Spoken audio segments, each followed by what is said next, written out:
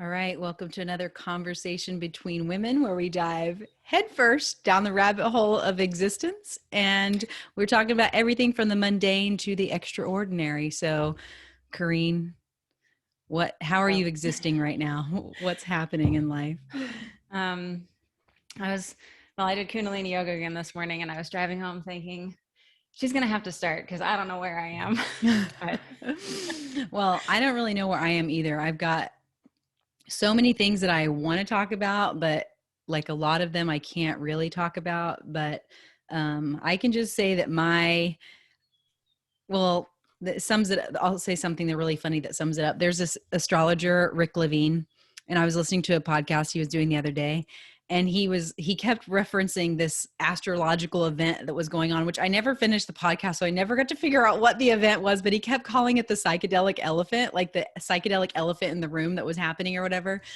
And I feel like my life is so psychedelic right now. I'm having so many interesting experiences living in a human body, and I have been having these experiences for the last year, really. And at times they're like terrifying, and at other times they're like pissing me off. And I just know that they are on the way to wherever I am going. And so it's been really interesting time for me. And I'm really curious if anybody else is having weird bodily experiences, because it's like tripping me out. So one of the things I'll just kind of briefly talk about is that I have this thing which my mentor and I have just started calling it spinning out, where it's literally like I can actually feel the earth's rotation. So all of a sudden I am just like zoomed into this freaking portal, and I can feel the earth rotating is what it feels like. And the last time this happened, and it usually will lay me out for a couple days. Like I will be like that in that state, feeling the earth spinning for a couple of days. So it's really weird. Um, and I went down the rabbit hole of like physiologic reasons, right? And I've just realized like it doesn't matter, because it's just a spiritual thing. That's like every physical experience is a spiritual experience, right? So like it manifests in this physical. So the last time this happened, and this is when I really got to this place of like, okay, everything really is a spiritual experience. The last time this happened was on the equinox, whatever, a couple weeks ago. And my daughter and I were having a fire ceremony. I got the drum out. We're outside. We've got the fire going. We had dyed eggs, and like I hid the eggs for her and everything. And she was finding the eggs. And we were just having this whole fun celebration together. And I start drumming and just welcoming in the season, right? Welcoming in the change and the purification that happens with each season. And I bring the drum over here to the right side of my head. You know, I feel the vibrations, whatever, but I bring it to the left side of my head. And it's like, the only way I can explain this is that it's like crinkling up paper or something. There's like, and I'm like, well, that's weird. So I bring it over here, and I'd heard that noise before when I was doing yoga. Like a couple weeks later, did an inversion, and I stood back up and I heard that noise. And so then I come over here to the right side and I don't hear the noise. I go back to the left side and I hear the noise. And then I start feeling kind of like hot and like flushed. And I'm like, okay, I'm just going to put the drum down or whatever. And I sat there, and then I decided I wanted to lay on the earth, and I lay on the earth, and literally I just start spinning. And what happens, it's a pretty intense experience. I don't want to make it sound fun at all, because it is not. So what happens is like I vomit and I go into this whole like crazy place. So that happens. And so I'm laid out. I like crawl to the house because I refuse to let Sam carry me. So I crawl to the house and I get on the couch and I lay on the couch, and doing all of this stuff while breastfeeding a baby is just, if anybody's ever been sick while breastfeeding, it's just the worst. And this is like times 10. So doing all of this stuff. And then I'm on the couch for 2 days. And the first day that I start to, so it's like obviously not a coincidence. This happens on the equinox with my drum. Like I opened some sort of like portal or whatever, right? So I'm on the couch for 2 days. And after on this, I think the morning, the third evening, I had like started to feel better, like the third day, and was up like walking around and like doing stuff, but still feeling pretty swimmy. So that evening, my family's all sitting really close together. I'm on the couch still, but they're on the floor, like around me, and we're really close together, hanging out, having this conversation. And there's this crazy storm outside. And all of the sudden, this, I'm not even shitting you how crazy this was. A freaking lightning bolt came in our house, and it was like, you know, that picture of like the nuclear bomb, it's like a mushroom cloud. This was like that, but it was light. It was a blue light, and it did this mushroom cloud, and then like went like right next to me or whatever. And then 5 seconds later, lightning, like it didn't strike outside, but it, you know, we saw lightning outside or whatever because the storm. And I was like, all right, that one was definitely inside. And that other one, because that other one was definitely outside, like we saw it outside happening, right? And I was like, dude, we just channeled lightning. This is crazy. You know, I was like, what the hell is happening? And so then fast forward like 3 or 4 days later, I get on this mentorship call with my mentor. And the first thing she says to me is, Cameron, how are you channeling lightning in your life today? And I was like, I fucking channeled lightning, man. I'm not kidding. Something happened. Like, this is weird. So I don't even know. Like, that's as like far into it as I can go because it just gets weirder. But like, that has been my life lately. I have no freaking clue what's happening, but I'm pretty confident that I'm just like getting ready to like explode into a million pieces and become something completely different. And I don't know what that's going to be. And it totally scares the shit out of me. And I'm like getting to the point where I'm so pissed off that these experiences keep happening, where I'm like, bring it on, you know, like let's get it over with, because I'm ready for this initiation to be complete. Like I'm fucking done with it. It's happened. This dizzy thing has happened like 4 times in the last year. And it is inconvenient for my family, honestly. Like it just, everything has to stop because I am the person who takes care of everybody. So when I'm out, like it's just really hard for my family. So I'm ready for it to be done. And it's that same feeling like when I was pushing my baby out, when I had my baby in November, right before she came out, I remember talking to somebody, whoever the gatekeeper is. I was like, bring it on, motherfucker. I'm ready to see this baby. Like I was so done. I was like, get this fucking baby out. I'm ready to see this baby. And that's how I feel right now. I'm like, bring it on, like get through it. So, which is also really terrifying in itself to be like, because you know it's coming. So yeah, so that's where I'm at. And I don't know if anybody can relate. Wow, I wasn't expecting that. I haven't had anything quite that notably intense, I don't think, in that way. But when you were talking about having, you know, like the trippier experiences, the only thing that I've noticed, it makes me think of the vagina book that we read in our book club however long ago, where she was talking about after like a really good lovemaking session, she felt the sense of like connection, and like the trees were, the leaves and the trees and the colors were brighter and the sounds were more beautiful and all that. Those are the moments that I have when I'm feeling like something shifting. And I had it after yoga today, driving home. Just this sort of like real still presence. I feel, it's funny because I feel like I have been feeling like something's coming for a long time. Like something really, really big is coming for like years. And I keep thinking I'm there. I'm like so close. I'm almost there. It's gonna happen. It's gonna happen. And then it's just like, you know, like nothing explosive happens, like nothing like what you're describing. And yet I look at my life and I look at who I am and how I feel in myself. And I'm like, well, clearly something happened, or something's happening, or has been happening, or is still in process. But it's just so subtle or so continuous, or maybe because I'm, you know, like you can't see the forest for the trees. Like I'm so just in my work all the time that I'm not, and I mean, I'm still not having experiences like you described, but just because I'm, maybe the nature of the way that I'm approaching things, I'm not feeling like, I'll feel the buildup, and then it's like, you know, there might be a big shift, but it's not this like explosive thing. But I really feel like I had a huge shift this past weekend. And it's like, I guess it's funny because in a way I still feel something coming. I know things are going to be changing. But I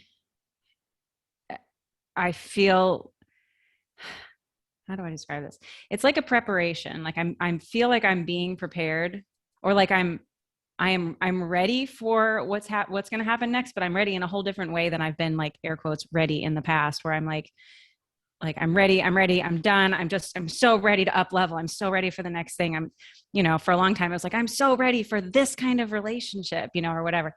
And I've carried, actually that one in particular, I've carried for the last couple months, and I had a huge transition around it this weekend, where what I realized is that I have been like egoically ready, where I'm like, I see my growth, I see where I am, I feel really strong, I feel really in my power, and I'm like, get after it kind of thing. But then like the things that I think should be unfolding don't unfold.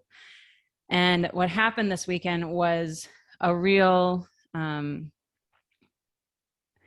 guess I got really connected with some really deep pain and like primary wounds.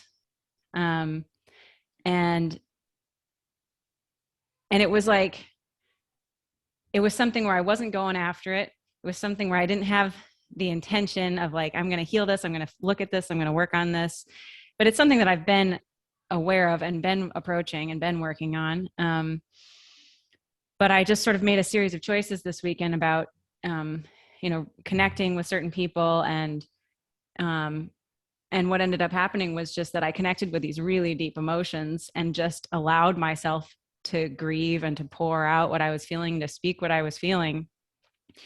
And then things just started shifting in this really unexpected, subtle way, where I got really clear that this idea that I had about like, I want this particular kind of relationship, but I'm ready for it. And I like, this is what I'm not going to settle for anything else.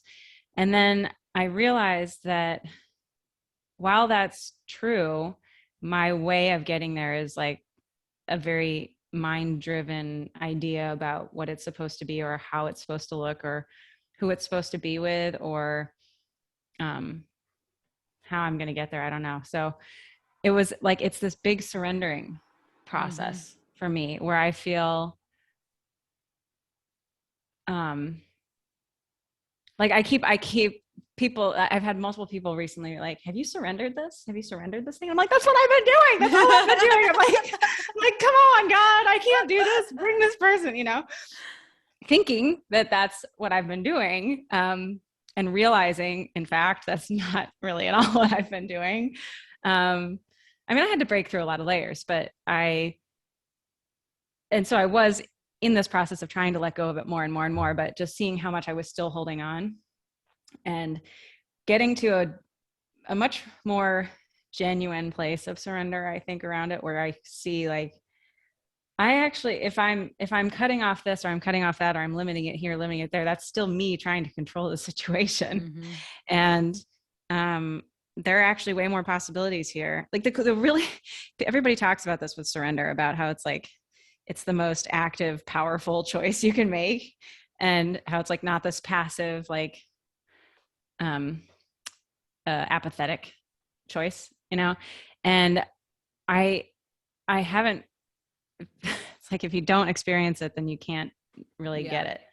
And so I got that conceptually, but I couldn't feel it. And so where I'm at with it now is seeing how much more, I guess powerful is the word, but like how much more powerful I feel now around the situation. Because it's like, I don't have to manage any of this. I don't have to control any of this, because I can't. I am not at the ultimate choice here. Like, I'm at choice about, like, my choice is to choose to trust. And I have been trusting, but to a point. And this next level that I've come to is an awareness that my choosing, like really getting it, that more understanding what it means to trust, that I'm actually like handing the reins over to some greater intelligence, and really trusting that intelligence loves me, I think that's really what it is. That's a huge part of what it is. It's trusting that that intelligence loves me and that I'm going to be okay, that I'm in safe hands, you know? And I think that that piece has been really, really hard for me, because I've never trusted that I'm in safe hands in this context with men, particularly. So yeah, it's like, it feels like things are getting big and there's a lot moving, but it's like, it's, you know, it's like the louder you go, the quieter it gets. My daughter talks about this. She's like, she kind of interpreted a situation one day when we were driving in her own funny way, where she thought, because of how I was talking, she thought like we were going, she's like, it's so funny because it's like that time when we went that place where the faster we went, the later we were, or the slower we were to get there, the later we were. But now the slower we go, the faster we get there. So it's like this, you know, juxtaposed or oxymoronic situation. And like, that's how this feels. It's like, there's more happening. There's more energy. There's more intensity. And it's like, and everything is settling down and getting really still and quiet. Yeah. Yeah, I feel that too. And every day when I do my morning practice, I ask like, okay, what should I be doing today? And it's always like, just chill, just like rest. Like rest is what I get a lot. And I'm like, seriously? Like, I feel like I rest all the time, but there's such big work being done. That's not in this necessarily in this. I mean, I do a lot of work in the physical as well, but there's a lot of spiritual work being done as well, obviously. But that surrendering thing, you know, I've talked about that before too, that it was always felt defeatist to me, you know, like surrendering. And what changed it is like thinking of it more as like being in the flow. Like when you're in the flow of like the current of a river, for example, you are surrendering, you know, and you can kind of like stick your foot out and direct the traffic this way or that way. But if it gets like, I used to do like whitewater kayaking a lot. And if you really wanted to go a certain way, you were just going to cause like a huge mess if you were in the middle of a rapid, right? You just had to go the way that the water took you because the water knew the best way to go. And the way that the water went, the channel was deeper. So the kayak would go through easier than like, I don't want to go through that rapid. Like I'd rather go over here, you know, in this little gentle part, but it doesn't actually work that way. So like surrender for me, I've just reframed it as like being in the flow. But I feel like there's so much that I've learned around that in relationships with my family, like in my house, like my partner, my children. And especially with the partner thing, because I had that same thing like you're talking about, and I still get into that of like, this is how it's going to be, da, da, da, da, which is like this really masculine, like, you know, like, and I watch my partner do that. I watch him say, this is how it's going to be, and da, da, da, da, and it works for him. And every time I try to do that, it does not work for me because that's not my power, right? Like that's not the place that I have power. And I'll go out and like tell people, you know, how it's going to be, like in like, say I'm dealing with a utility company or whatever. I'm like, no, actually this is what's going to happen. And they're like, no, girl, that's not what's going to happen. And I'm like, damn it, I got to figure out a different way because I never get what I want. And then like Sam will call, like he did this thing where he called there's this tower over here down like a couple miles from our house. And it had these lights blinking on it that were white and they were blinking at night. And I was like, this is annoying. I cannot sleep with this bright white light, like 2 miles away, just lighting up our entire hillside. And so he calls and they're like, oh, that's not supposed to happen. We'll change that. So they changed it to red. I was like, if I would have called and done that, they would have been like, you're like crazy. Like, we don't know what you're talking about. Whatever. I know that would have happened because I've done stuff like that before. And they're like, no, we're not going to respond. So it doesn't work for me. But and I will say, like, in context of my relationship with my partner, there are very often times where I'm like, man, I love this person unconditionally. And I do not love his ego, like, because our ego is like, you know, has its own ideas of how things are going to be. And he does this, like, will do this like classical man. The other day he literally said that men were stronger than women. And I'm like, whoa, dude, Like, I thought we were over this like 10 years ago. Like, I can't believe you just said that. And then we couldn't even have a conversation about it because he like left because he knew he was wrong, you know? And I'm like, you don't like strength, because strength is not just the physical, right? Like, there are strengths that I have that, like listening to a screaming baby for 5 hours, that he just cannot do. Like pushing a baby out with no help on my own, like he couldn't deal with any of it, right? So obviously I have my own strengths. But in that moment, I was like, I had a flare up where I was like, oh man, am I going to leave this man right now? Like, I can't believe he just said that. And I have these moments a couple times a year where I am just like, I do not love this ego right now.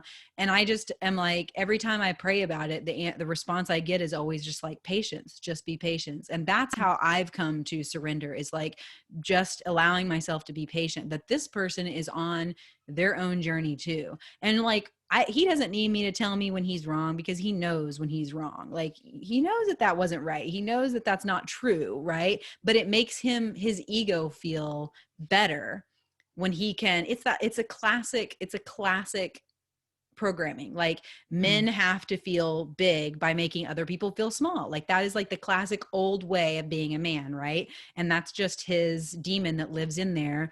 And, you know, I flush that stuff out, like, of him. I bring it up for him to deal with. So for me, I just always try to remember that like, because there's stuff all the time, and it's less so now. We've been together 10 years, but in the beginning of our relationship, man, we used to have like, you know, serious battles, just like yelling at each other. And I'd be like, "Rah, rah, rah, rah, rah. This is how it's going to be. Rah, rah, rah, rah, rah." And we just don't do that now. Like, there's no like yelling or anything like that happening. It's actual conversations, but it took, you know, 10 years to get to that point. And the only reason that I have ever stayed is because I pray about it. And I have to trust that, like, the higher power, my higher self, however you want to say it, the creator, has a broader eagle eye view than I could ever have. And so, and trusting that the universe is friendly, and the universe wants me to succeed, because the universe does not, like God, the universe, whatever, does not create us to fail. That's not how it works. When you look out in nature, nothing in nature is created to fail. Like, there's no martyr. There's no trees that are created to be weaker than other trees so that they can take the brunt of everybody's shit and the other trees don't. That's not how it works. Like, everything in nature is created to succeed. And also, death is part of life. Like, things die, you know, parts of us die, and it's this whole thing. And that's really, it's all nuance, it's all subtleties. And it's like, you cannot ever be in the mindset of black and white. Like, it has to be this way or that way. And I mean, that's the thing with manifesting, right? Like, you have to say what you want, be really clear about it. And then you have to, like, it's like a dandelion seed, like, blow it out into the wind and let it come to you. Like, just be ready to receive the seed as it gets implanted in you, and the dandelion grows. Like, you just have to let it go. But that is really hard because we want, you know, to control. I know that I'm totally in that control thing. I'm like, but I get slapped upside the head all the time when I get into that, because things get really hard. Like, when I try to control my kid and make her be or do the way that I want to be, like, then I end up seeing parts of myself that I don't like, and I don't want to be that person. And like, I'm just finally to the point where I'm like, no, I'm not. Anything that like raises my blood pressure or irritates me, I'm just not going to do it. I'm just not going to do it. I'm not going to do it. And I used to think that that was like, you know, quote, spiritual bypassing, which now I realize that that whole term is BS, because we're spirits. You don't get out of doing your work. Like, the whole point of your life is to do your work, and you don't get out of it at all, ever. So it just comes to you in a different packet or whatever. But yeah. So now I just realize, if it's something that I don't want to mess with or brings me not joy, brings me anything but joy, like, I'm just not going to do it. I'm not going to do it. And that is totally okay. Yeah. Yeah. I hear that. Like changing your lane, you know, like, I'm just going to go over here. Why would I deal with all of that? Yeah. Well, I think that's one thing that, between going to the Joe Dispenza week-long retreat in January and then changing my diet to more pro-metabolic, between those two things, the last couple months have totally redirected me in that sphere of like getting clearer and clearer and more able to manage which lane I'm in and, you know, regardless of my surroundings. And I've had some really, really intense emotional stuff coming at me from my kid the last couple months. And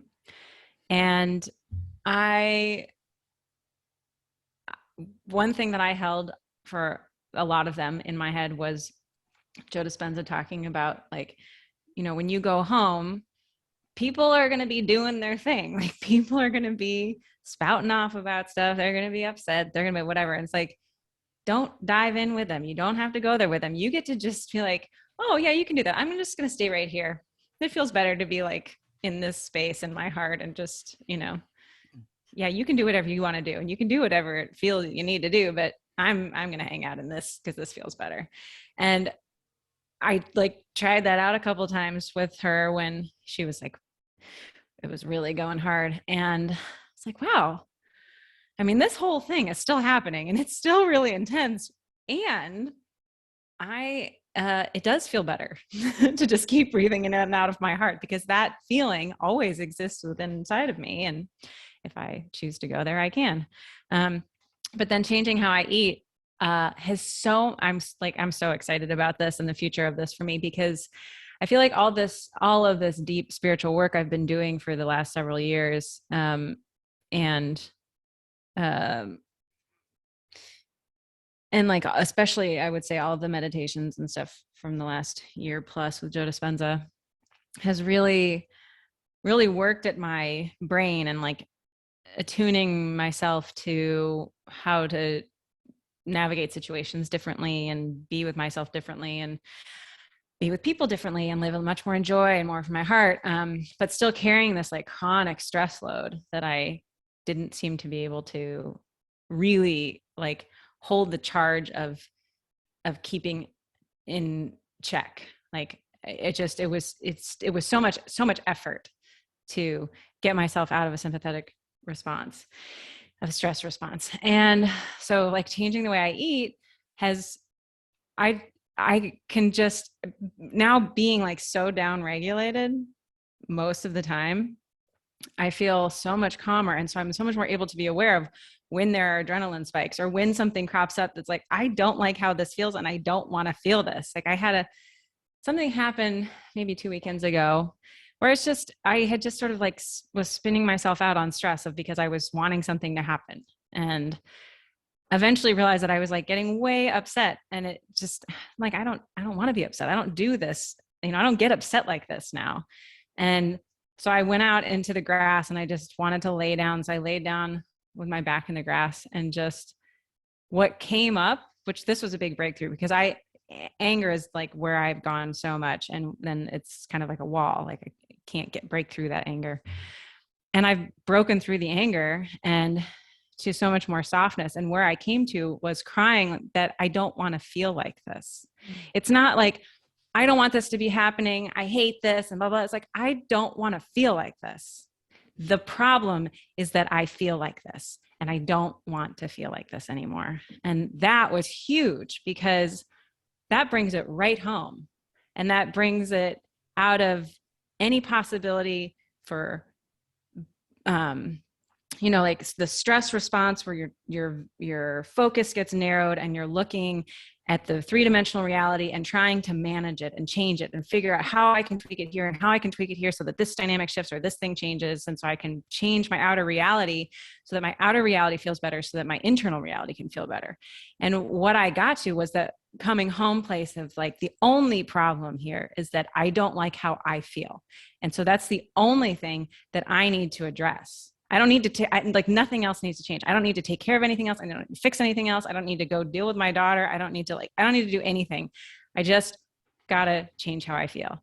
And so that's been really cool. And to have that awareness, to get to that place, and then to really be seeing how I can like be so much more responsive to my own needs and my own stresses. And if I notice that I'm feeling stress, to just address it as that and nothing else. And like I had, oh man, she's been waking up a lot in the middle of the night. And I was like, I naively thought we were done with that.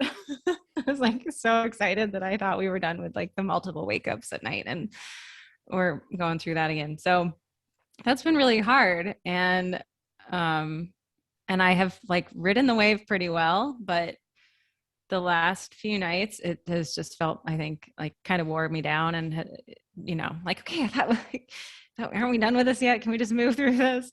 And I had to really have like a whole big conversation with myself in the middle of the night, because one thing I've realized, so with this eating, the pro-metabolic eating, you eat a bedtime snack. And I'm working with somebody now, and she was just saying how, like, since I'm so chronically stressed, I've been so chronically stressed so intensely, like through life stuff, and then just through the way I was eating, because I was definitely restricting carbohydrates, that my body doesn't probably have it on lockdown, like how to store glucose or whatever. It's the whole thing that liver does. And so I probably just need to eat more, like way more sugar at night before I go to bed. And so I've been doing that. So I drink more milk and honey, and I've been like, I upped it to like a tablespoon of honey in my cup of milk, which is actually really delicious. Insider tip.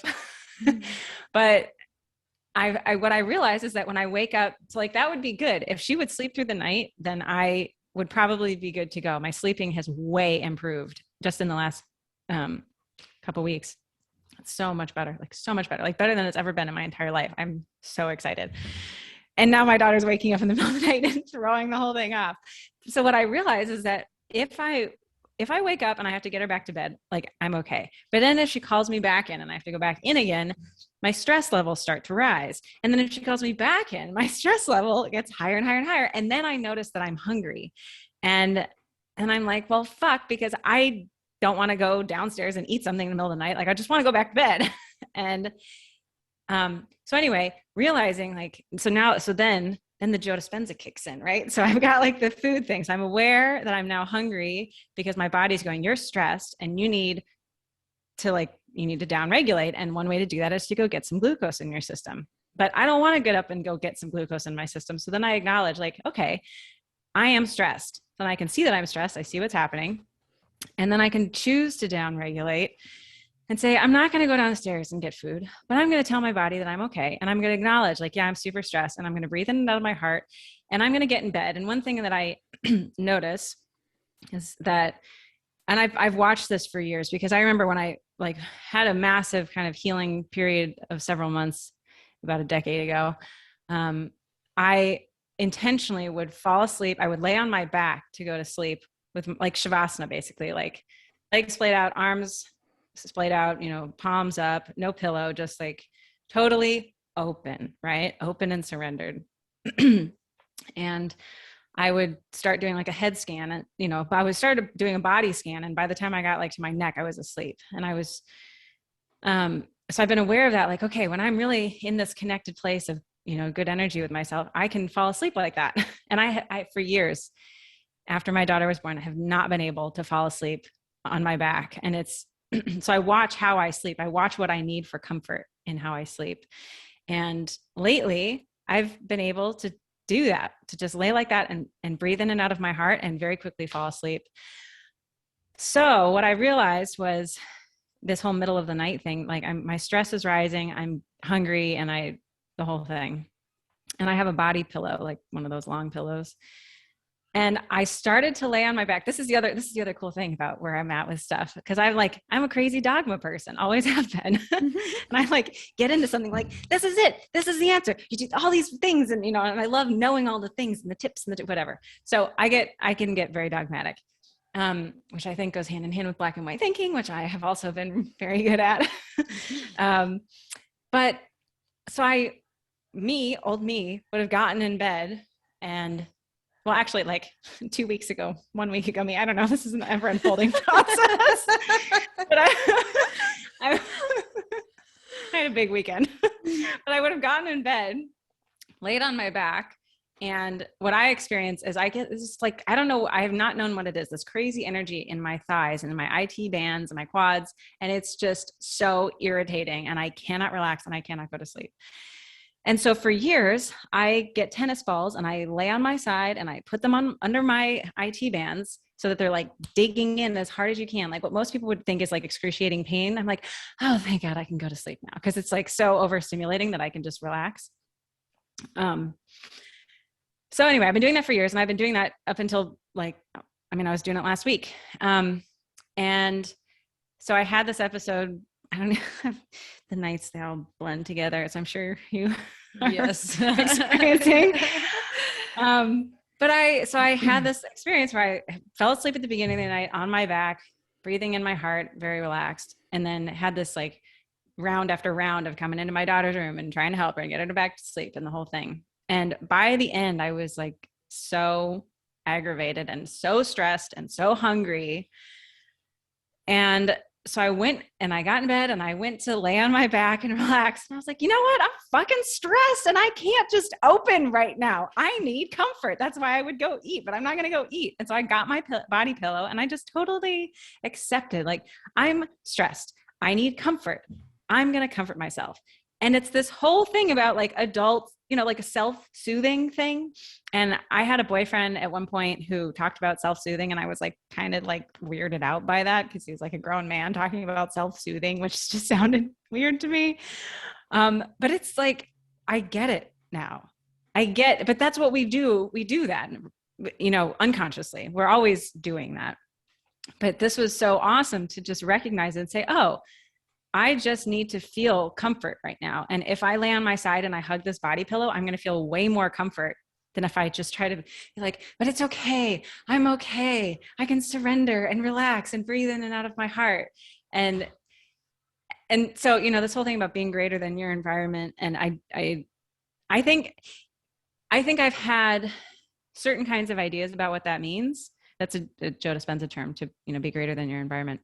And I think in a way, me choosing to soothe my stress with a body pillow actually was me being greater than my environment. It was recognizing the need and then taking care of it and not taking it out on anybody else and not holding on to it and internalizing it in any way. It was just like, this is just what's happening right now. And I could like fight against it and try to overcome it in this maybe kind of masculine way.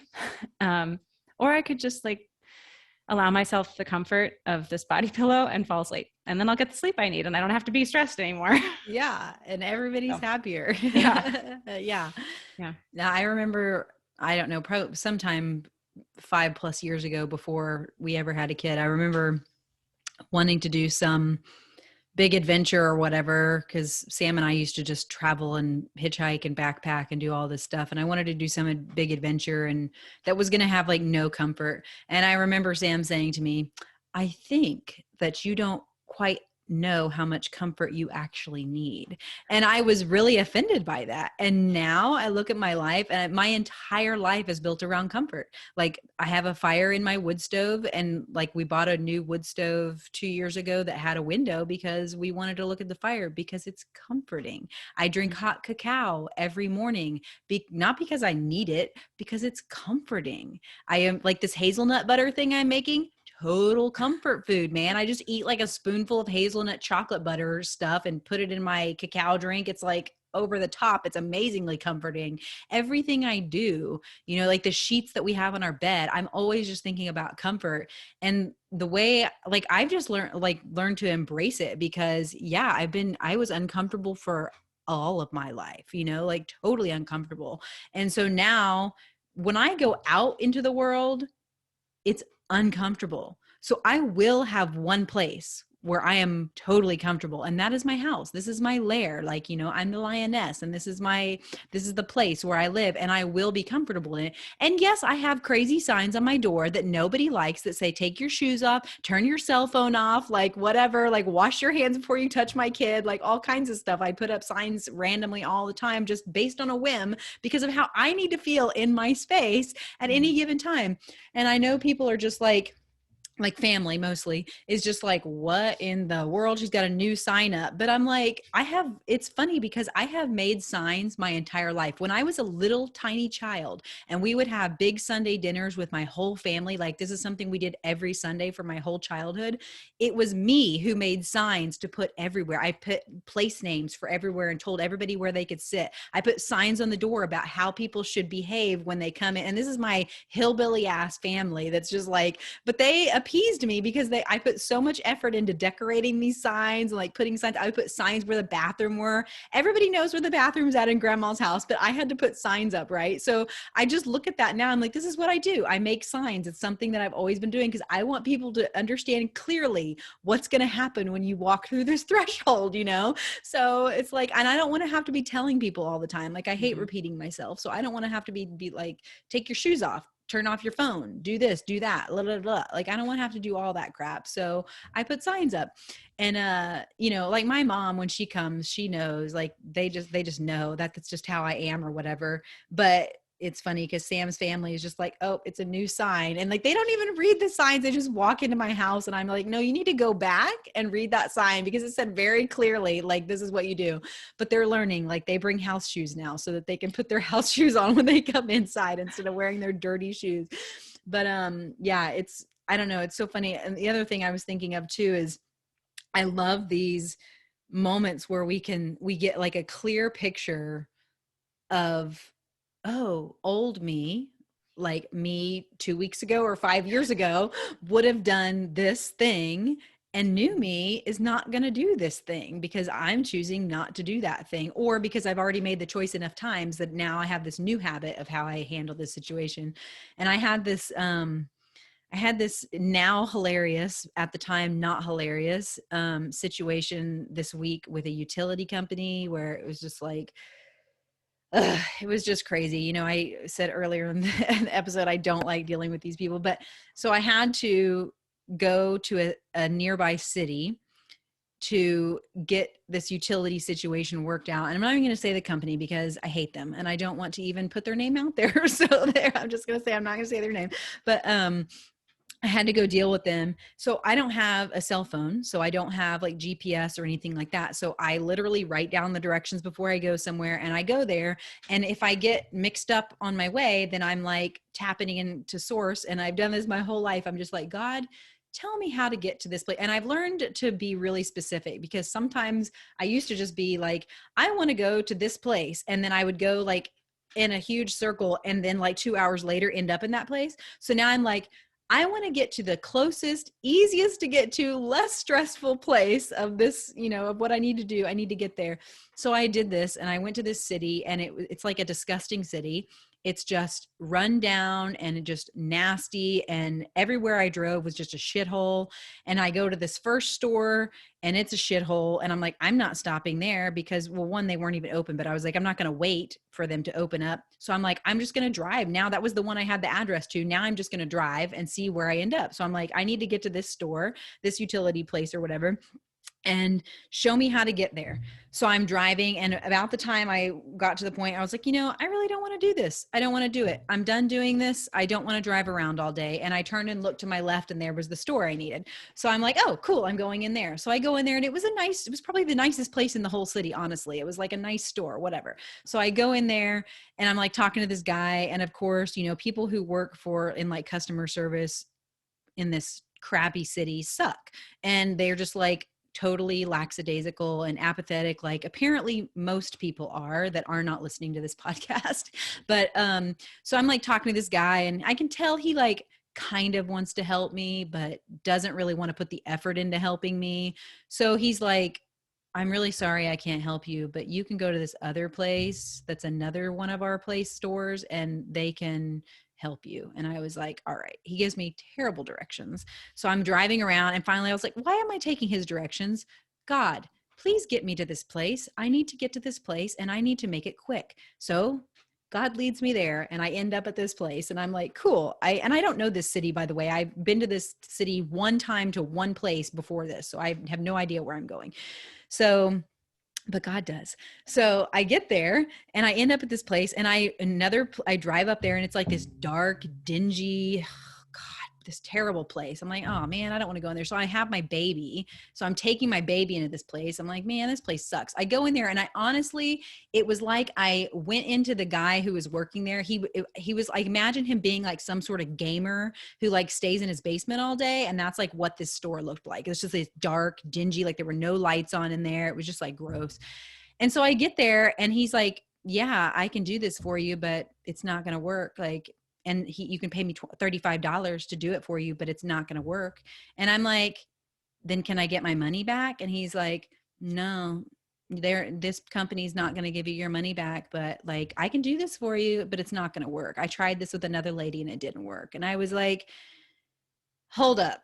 So I haven't gotten my money's worth yet. And you want me to give me 35. So it was this whole thing, right? And old me would have just been like, you know, it's like went off on this guy, but I'm looking at this guy and I'm like, this person, I'm assuming it's a person. I don't even know because all I can see is from here up, but he's just like this lump of existence, like this lump of tissue. And I'm like, how am I supposed to see God in this person? I'm like getting super worked up. I'm like, how the F am I supposed to see God in this person? This is not God. This is like a lump of tissue of some sort of creature. I have no idea what this thing is. So I leave and I'm kind of pissed. I have no idea how I'm going to get out of the city. So I pray again. I get out of the city and I get home. And as I'm driving home, I'm thinking to myself, like, I'm not going to say anything about this to Sam because I don't want to take this shit home with me. And I'm driving home and I'm like, I fucking hate this place. I hate this city. I will never come back here. I will never deal with this company again. I will figure out a way to not have this utility service and to find something else. Like, I hate this and I don't want to be angry about this. I don't want to even be sitting in this stew. And it made me realize, like, this city that I was in and this company that I was dealing with, I had had an account with them like 3 years before.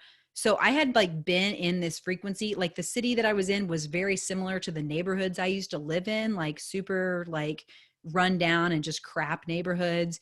And back then I was like, this is cool, you know, like I can deal with these people and there's like drama outside my house all the time, but it's exciting, like whatever, you know, like I have to call the cops on my neighbor all the time. Back then I had just like talked to myself, like this is normal behavior, right? That like you call the cops on your neighbors and like everybody lives in a shithole.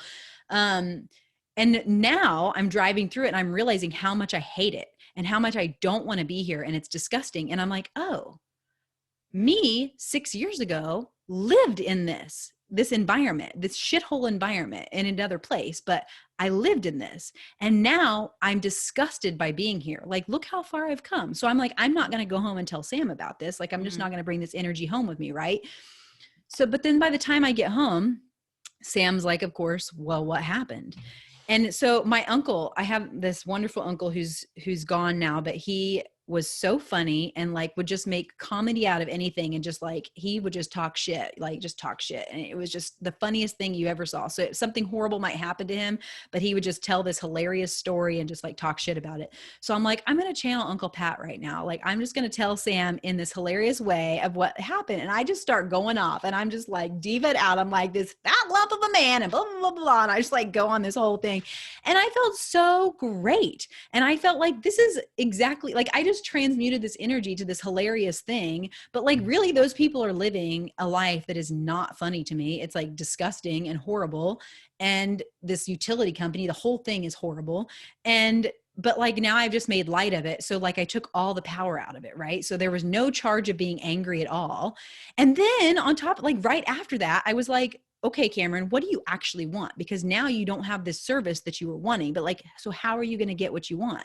And I'm like, oh, I'm not even going to call them to cancel that because I don't want to even talk to the people on the phone. So I'm just going to go through my credit card company and be like, I don't want this service because credit cards are great now. They'll just like delete that shit. They're like, you don't have to pay for that. And my credit card company will do that. So we did that. And then I was like, this is what I want. So I call this other utility company that I already have. And I'm like, this is what I want. How can I do it? And he tells me a free way to do what I want. So like, I didn't have to pay any of the money that I wanted to pay to get this extra service or whatever. And it was like this whole great thing. And I just realized like, I never would have gotten to the point where I would have figured out how to get it for free. Like, I didn't even think of that this time. Like, how can I do this for free? I was like, well, I guess I'm just gonna have to pay money to get this service added on. And I didn't have to.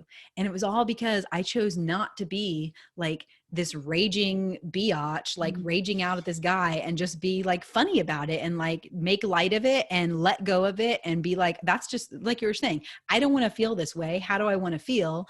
And like, what do I actually want? Instead of bitching about what I don't want, like, what is it that I actually want? And be really specific. And I got really specific and I got exactly what I wanted for free. Like I didn't have to pay. So it's just like this great thing. And it's so like, you know, seems so mundane and like so worldly or whatever, like material, but like that was a spiritual process. Like I just manifested that. Like I was like, ding, this is what I want. I plugged in the components and I got exactly what I wanted.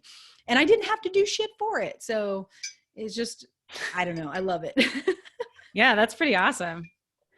I feel like, yeah, you're saying, you know, it's a mundane thing, but it's totally a spiritual process. Like that really is just an incredible, it's a great story for that kind of experience to just to lay it all out, kind of how it works, you know, what we do, what the choice that we can make, the power that we have. And while you were talking about it, I was just thinking about, I had a conversation this morning, briefly, just about how like it can be, it's your state of being. Like that city is analogous to like a lot of people's just general state of being. And they're in it, just like the people who live in that environment in that city are just in it and maybe like cannot see that there is another choice or another option or a world outside of that. And that's how we get so locked into our states of being that we think that's who we are. And we can't see, you know, like, oh, well, I'm really smart and I'm analytical and I can see through people and so I judge and I'm, you know, but I'm really smart. And so I just know more, you know, like you could be like that. And it's like, well, yeah, you could have those skills, like where you're really smart and intellectual and you can think through things clearly and have like this great, you know, problem solving mind. But that doesn't mean you have to be like a judging asshole. Like these are just attributes, you know, but you could have an entirely different state of being where you could be open and loving. And then you could use those faculties for an entirely different purpose, you know, but we just sort of lump it all together and think like, this is the entire package complete, and not see that like, well, actually this is a city and it's surrounded by a plethora of different kinds of suburbs and rural areas and agricultural communities and, you know, like wealthy people and other, you know, poorer people or what. That's just like, there's just everybody. Like there's every other way to be outside of the microcosm that we live in. And once it's like the first choice is the hardest to make. Right? You're like in it and you're choosing like as you go, but you're still sort of like choosing within the confines of the boundaries of that microcosm of the mire and the muck. Mm-hmm. And so you're not really getting anywhere. Like you're trying to improve the situation, but you're still locked into that paradigm. And then you have this like breakthrough moment of awareness of like, I don't want to be a part of any of this. I want to wash this dirt off my boots and I want to go, you know, run in the cleaner waters or whatever. And that choice of liberation is like, it's always going to come back to Joe Dispenza. I don't know how I can do anything else. He's just so on it. He's so amazing. But like a clear intention with an elevated emotion, you marry those two and you shift your state of being, you shift the energy and you open the door to infinite possibilities. And what happens? You keep surrendering to that process. You keep making that choice. You keep aligning with it. You channel Uncle Pat instead of getting down, you know, like bringing the shit home, and you keep going and you choose to create your external environment as a reflection of the choice you've made in your internal environment. Like, right, you change your state of being and you'll start to see the effects in your external environment, more Joe Dispenza. And then there's this cascade of unfolding of ease, flow, and then manifestation of a greater possibility than you could even have imagined. Yeah. It's beautiful. It's a beautiful story. Yeah. Yeah, it's great. I love it. And I really feel like people who are, you know, if you're just getting into like manifesting or whatever, creating your reality, starting with those simple things, it's totally, you got to do it. Because if you start out with like a huge thing, you No. know, like manifesting $1 million, which you can do. But if you start out with that and you haven't like honed the skill and then you flop, then you're like, oh, well, see, it doesn't work. It doesn't work. It doesn't work for me. It works for everybody else, but not for me. And then you get all butthurt and, you know, feel all sad. You got to go through life 101. Like you got to start at the basics, you know, you got to work your way, build on top of, you know, layer on top of layer of trust in the process, of trust that it's going to take you somewhere. Yeah. I used to do this when I first became a mom. I was like, man, I just want to work on my spiritual game every day. Like, why do I have to deal with this kid? It's like, yeah, so funny, right? Like, this is me. I was just like, why do I have to deal with this damn kid who's getting in my way? And all I want to do is like work on my spiritual game, man. And then it was like, oh, the mundane is the extraordinary. The mundane is the extraordinary. Like that is like the little ordinary things when we get into our life and we feel like it's boring and ordinary, like that's the meat, like that's where it's at. And I mean, I just have the most profound things around that little stuff like that, because I just embrace that. I'm like, okay, this is how I embraced it in the beginning. The life of a mom is mundane and boring. And it is really repetitive, like the waking up 50 million times a night for who knows how many years that has. Like, I don't even know how old my baby is right now. It's like, how long have I been not sleeping? But it's like it all starts to run together and it feels like Groundhog Day over and over a lot of times. And that's like a trip in itself. Like just, you know, a lot of times, I mean, in general in my life, I feel like I'm like an edge walker. Like I'm always walking the edge of like sanity versus insanity, you know, like I'm on the knife's edge of that. And when you're like sleepless and your days start to feel like Groundhog Day, then, you know, that's when it starts to, I'm like, all right, like, who am I? Like, what am I doing? Like, I need to like connect with somebody who can like help me ground into this experience right now, because it can really, like we can't have, there's these magical, profound, like channeling lightning every day kind of experiences. Like that would just be crazy, but we can do this work all the time with the mundane things in our life, in our relationships. Like it just, it can be that simple, and it doesn't have to be. I noticed this when I was an herbalist. Like people always wanted to work with like the fancy herbs that came from South America or Asia or whatever when we're here in the United States. I kind of got into that when I first started working with herbs, because that's like what you're introduced to a lot of the time, or what you used to be introduced to. I think more people are into bioregionalism. But when I got into the whole, like, what medicines are right here in my yard growing, that's when I started to realize like everything you need is right here. And it's totally the simple stuff. Like dandelion grows everywhere, and it's one of the most medicinal plants. Like you got cancer, eat some dandelion. Like you got stomach issues, eat some dandelion. Like, I mean, it's so nourishing for so many different ailments, and people just overlook it, right? Because it's not a big showy, beautiful flower, or like the rare thing that, you know, like ghost pipe that you can't only find in one place. And there's not very many of them. Like it's just this abundant thing. But people choose to look at the things that are not abundant, right? Instead of the abundance that's like right under our nose, the mundane, boring things that we see every single day. And we think that they're not of any value because they're not exotic or challenging or supernatural or whatever feeling to us anymore. Well, beyond that, we also condemn them. Yeah. You know, so many of those medicinal, you know, air quote weeds that are available to us abundantly around here. Yeah. Yeah. There was something that you mentioned that I wanted to touch back on. I don't remember. It's totally gone.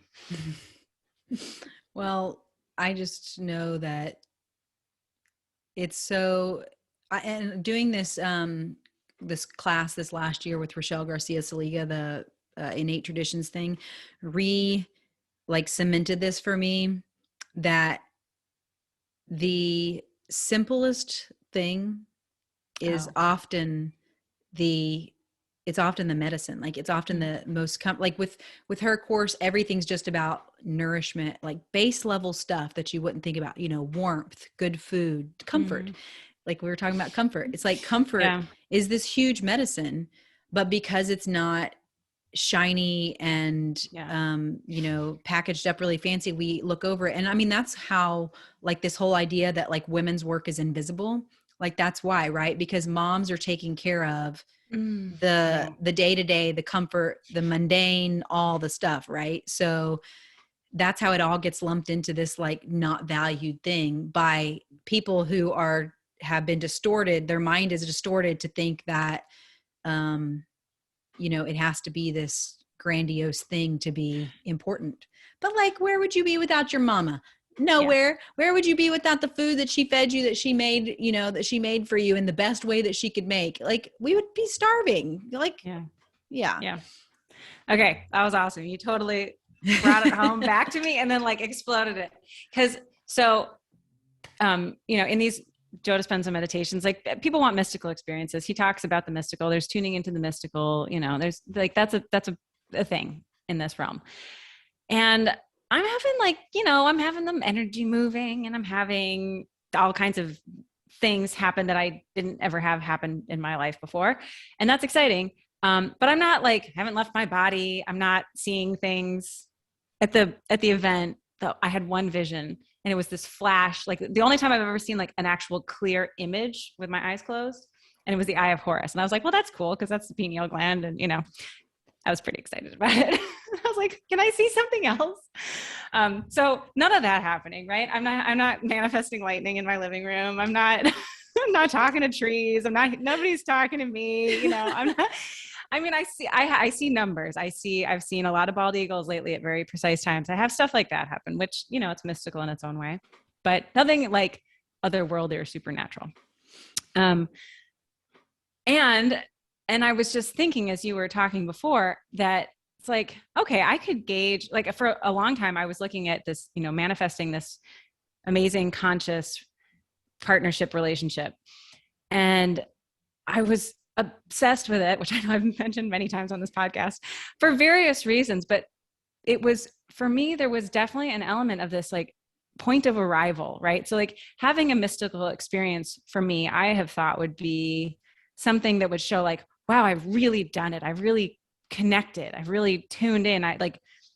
There is something, you know, like an affirmation in some way of like, all the work that I'm doing is not for naught. Like I'm working towards something and I'm getting somewhere. And that partnership, I think on some level held some of that energy. Like it would show to me that I actually really am the creator of my life, because I really want this particular sort of thing. And it would be some sort of proof that like I am actually capable of creating my reality and of having the life that I want. But just as you were talking, I was thinking about it. I was like, well, if I like, yeah, those things could, you know, affirm me in some way, but like, I don't need them, because all I have to do is look at my life and look at who I am with my daughter and who I am with the people that I meet and who I am with my friends, and the level of connection I'm present for, and the level of love I offer and receive, and the level of consciousness in terms of communication I engage in. And it's like, I could gauge my progress on like, if I've got the relationship, or if I've had mystical experiences, or if I can have them on demand, or like if I'm super tuned in and now I'm like clairvoyant, or, you know, clairaudient or whatever, which, you know, that might be cool. But like if I like hang on waiting for that, which is what every spiritual teacher has ever told me, or anyone in consciousness has ever said, like, you are here already. Like it's all here. It's all right now. And you don't, you know, like in the work that I was doing with this one mentor for a year or so, in the group I was in, she was saying how like, you don't need to become this person before you start doing this work. Like there's no arrival point of who, you know, people always say, well, when I get the job, or when I do the thing, or when I, you know, make enough money or whatever. There's no arrival of when it's enough, or when you know, it's like these mile markers aren't necessarily like the mile markers are smaller. They're, you know, they're foot markers. or like, it's just, if I look at the minutia, the mundane, that's where I see the affirmation. I don't need to prove it to myself by having a mystical experience. That doesn't actually prove anything to me. Mm-hmm. And so yeah, it's just really, I think that's a pervasive struggle for people, and I have totally been locked into it. And also, I mean, since I went to the Joe Dispenza event, like, I have energy moving through me like never before, and like it just feels really close. It feels like there's a lot of potential there, like, and I feel like the rate of growth in the last couple months is exponential. Like I'm moving through things and big things, like, with so much more ease and so much more speed than ever before. So it really does feel like I could, like I could explode through the roof at any point, but it's also just so much more in, like, it may sound incredibly mundane that I recognized I was stressed and that I just needed comfort and I didn't want to go eat and I just wanted to go to bed. And so I took the reins back on that and just said, okay, I just need to comfort myself, and I could do it with food, but I can also recognize that I'm okay without eating and I can go back to sleep in some other way, and got a body pillow like that. I can hear my former spiritual mentor, like, being like, that's a huge deal, and me on the receiving end being like, yeah, I know. It was like, yeah, I know. That was good. Like, I was progress, but now I can see it from her perspective more so, where it's like, that's huge. That is so monumental. It is the tiniest little seemingly insignificant marker of progress, but it's so big because it's so indicative of an entirely different way of being with myself and with my energy and with my needs and with my awareness and with my my love for myself and my just everything. It's like that grain of sand holds the entire beach, it holds everything. Yeah. Yeah. I don't know. You've probably met these kind of people, but like, well, I'll start with Paramahansa Yogananda says that when you're on your path and you're trying to get to samadhi, or the ultimate union with God, right? Like enlightenment, whatever you want to call it.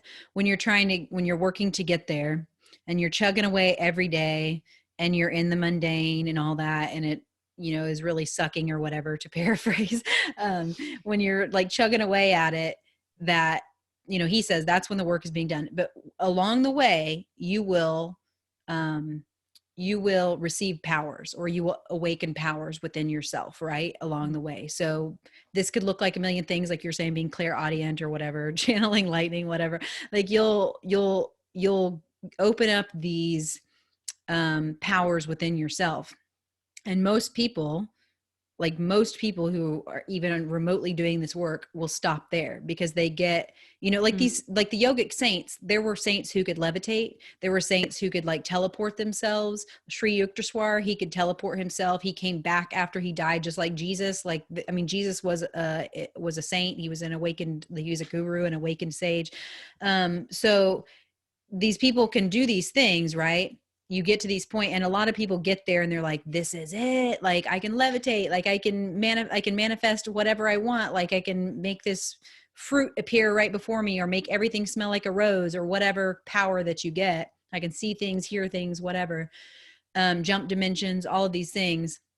But he says, these things are all just distractions. Like, you got to keep going, because you're not even to the real power yet, which is God. Like, you haven't even, these are all things along the way that it's kind of like you're unlocking these doors along the way to God. But if you stop there, then that's just like your ego basically eats that shit up, right? Like your ego is just like, oh man, look at this. I'm levitating. This is so cool. But like, that's it. Like, you basically have limited yourself. Then you're just created a limitation around yourself in something that's actually limitless. So, he just says, keep going. When you get there, do not stop and even look around. Just keep going. Like, just go. And then you'll come back to those and have to use those powers for whatever work that you are to do, that God wants you to do, or whatever. But like, you keep going.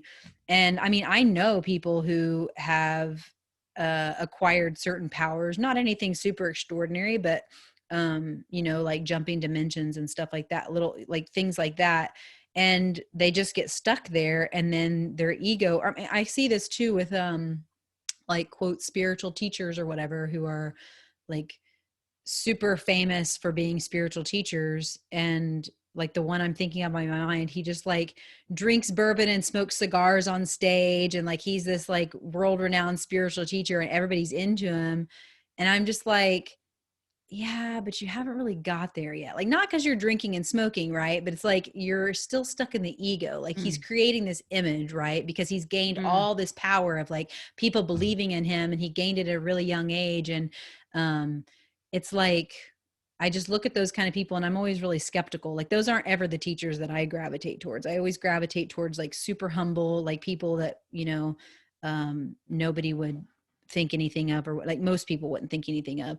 But yeah, and you see those people and they get stuck in this ego thing because they've gained a certain amount of power, or certain powers in this material world, and they're just like, all of their egos just eats it up, but they never go any farther. So it's like, well, and Paramahansa Yogananda tells a story about this. Like there's a guy, he's super poor, super humble. He does his spiritual work every day. And like, people are like, you're never going to get anywhere, but he just shows up every day to do his morning and evening prayers. He does the work every day.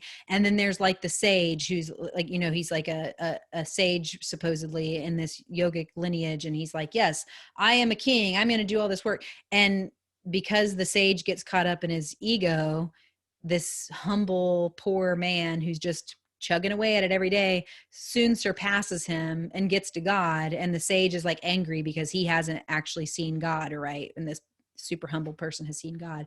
So it's like, you just have to, and even those people, like even those teachers, like not even looking at them, because just like knowing, okay, that's where they're at, but like, I'm going to just keep going no matter what. I'm just going to keep going. And I think that's the hardest part for me, is no matter what, just keep a little by little every day, just showing up to do my meditation, showing up to like look at myself every day in the mirror and be totally honest with myself. And that's another thing I just read that Paramahansa Yogananda said. He's like, you have to be super honest with yourself in this life, because the world is not honest with you. The world is lying to you at every turn. And the world actually, like the world out there actually promotes hypocrisy. So like, you have to be able to look at yourself honestly every day.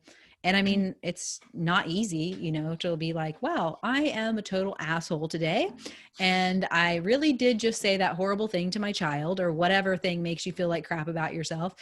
But like, I have to do that. I have to just keep going every day, just chipping away at that stone. Yeah. Yeah. Neil Donald Walsh talks about that too in the Conversations with God books. God dictates to him that start by, there's a lot of different things of like how you can evolve in those books. And one of them is first become completely honest with yourself, then be honest with everybody else. And yeah, that piece, because it's really just sitting with yourself and actually looking at like, what do I actually think about this situation or this person, or that process of analyzing your thoughts is you're really being honest with yourself, is that you're really getting to know yourself. And because if you don't know yourself, then how can you ever make choices that are in alignment with you? You won't ever, there will always be that element of questioning, or it's like just being 100% self-responsibility, being really willing and able to look at everything, because it's really hard to do because it's such an ego hit. But the thing about it is that has nothing to do with your ego. And so it's that who you are has nothing to do with your ego. And so when you're really honest with yourself, what you're looking at is your ego, but it's you looking at it.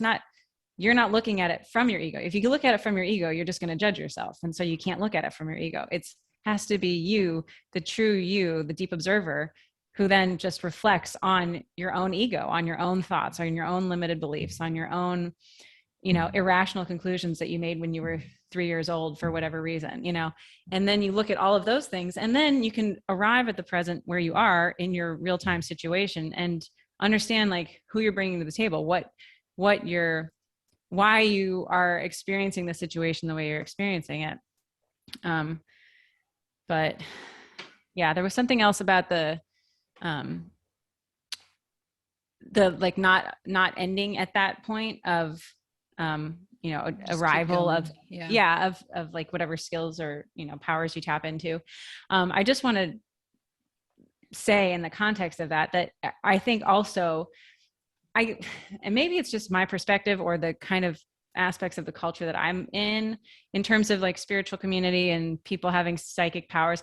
Like I feel like everybody has psychic powers, and I'm just like, okay, well, everybody else talks to trees and everybody, you know, everybody else is having these experiences. I don't know. You know, I definitely got like your term butt hurt. Maybe you know, just feeling like,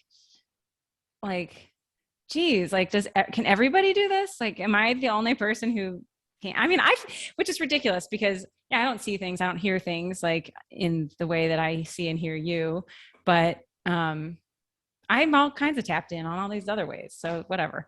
But also that's not an arrival point. That's just a skill for your own growth and evolution and to support other people. But I think in the culture that we live in, we have a tendency collectively to overvalue those things, right? So then those people get the ego trips. And there are definitely people who have those abilities and use them for good, not evil. But I think it's dangerous because I have so many friends who are on the spiritual path and healing. And I just have this sense of, and I've done this so many times, of just how much power, it's like they're the new white coats, like psychics and spiritual intuitives and whatever are the new white coats, like the new, you know, the new authority, like all of us who don't want to go to the Western medical system and don't have faith in, you know, doctors or anything. It's like, well, okay, you're not pledging your allegiance there anymore, but now you're just pledging it over here and giving your power to these people who have these other abilities that you don't think you possess. And so just taking all of that stuff like as a tool and not as the end all be all. I always go back to Andrea Olson, who is the Go Diaper Free lady. If any of you have babies and are interested in elimination communication, she's a great resource for that. But she talks about using a diaper, and that in our culture, it's become the thing to use it as a toilet. But you need to, if you're doing elimination communication, you're using the diaper as a tool and not a toilet. And like that applies to literally everything.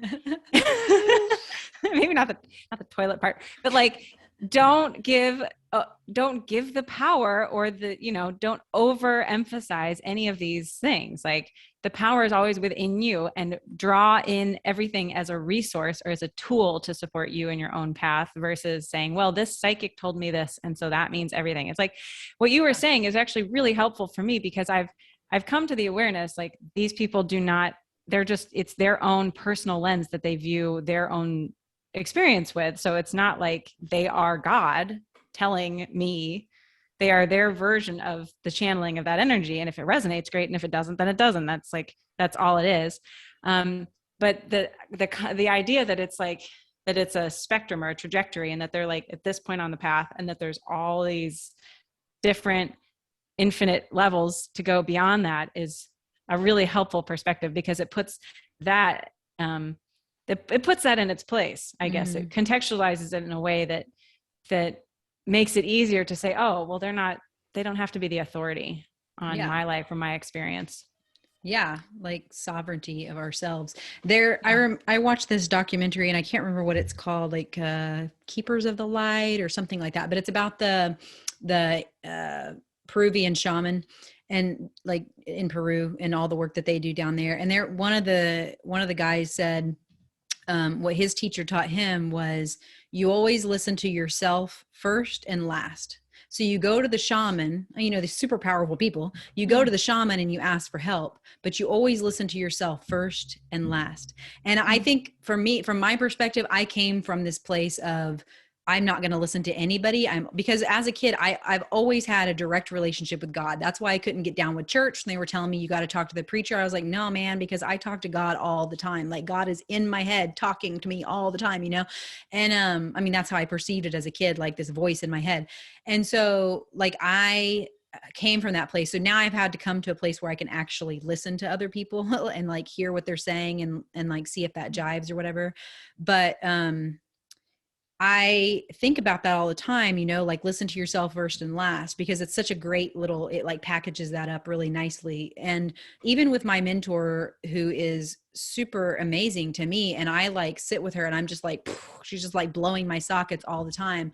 Even with her, sometimes she says stuff and I'm like, no, that's not it. Like, that's just not what it is. And she's super tapped in. Like she's super cosmic, like has way more powers than I have, but sometimes she's just wrong because she's not me. Like, that's just it. Like she's having this perception and that's what and she'll say that too. Like she's super humble. So she'll be like, I'm just a reflection for you. All I'm here to do is to reflect to you what it is that you know, that you hold within yourself.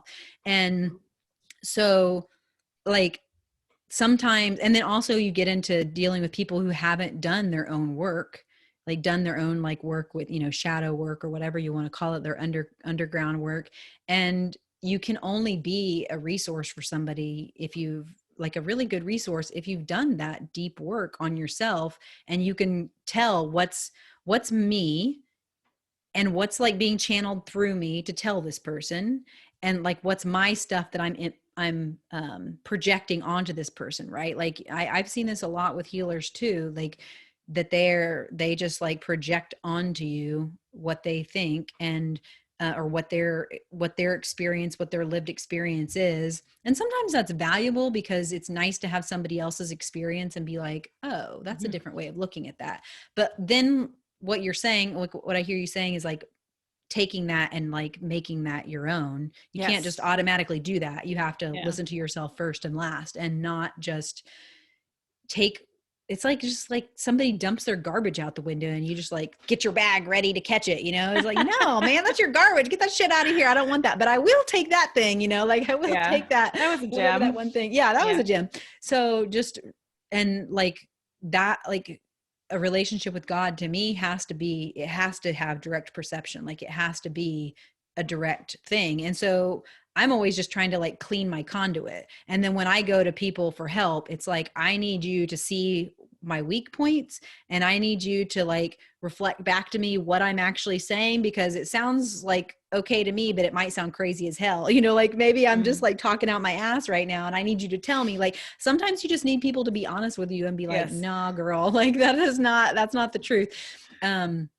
Or here's another way of seeing it, because the way you're seeing it is very one-sided or whatever. So that's for me why I've always had a mentor my entire life. Like I always had one really good mentor. I've grown past all of them.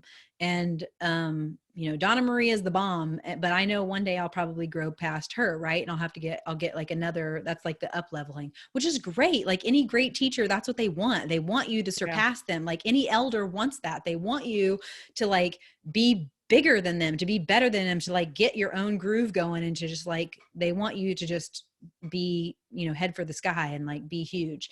And, you know, that's what I'm aiming for. I don't even know what that means, but like, I want to be so huge, like just so out there and big and all encompassing and whatever it is that I'm meant to be in this life. Like, I just want to be it like now. Oh, for sure. Yes.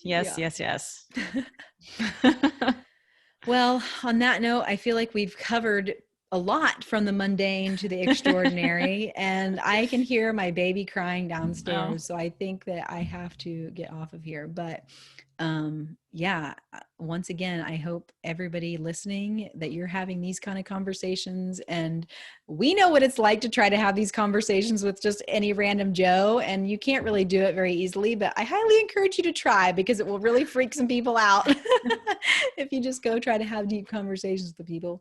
But I do hope everybody gets to have conversations like this with somebody in their life and feel fulfilled on that end. But so until next time, thank you for listening to this conversation between women.